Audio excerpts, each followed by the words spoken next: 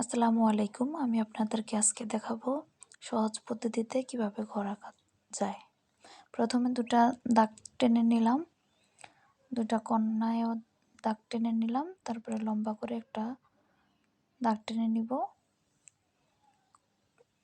ঘরের কোণাটা বোঝানোর জন্য একটা দাগ টেনে নিলাম। উপর দিয়ে দাগটা ছোট হয়ে গেছে, তাই আমি আবারও একটু দাগ দিয়ে নিচ্ছি।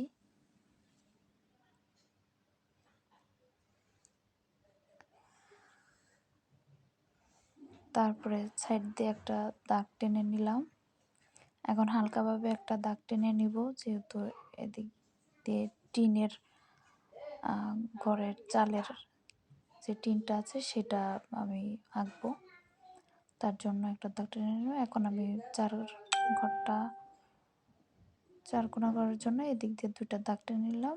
এখন কোণা থেকে একটা দাগ টেনে নিলাম,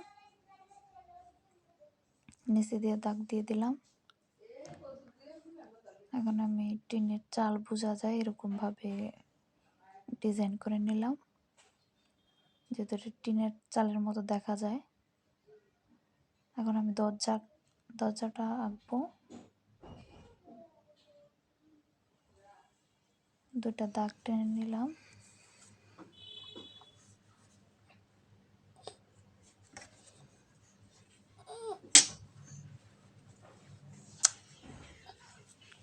ঘরের ভিতরে একটা জানালা প্রয়োজন, তাই আমি একটা জানালা নিচ্ছি 4 কোণা করে।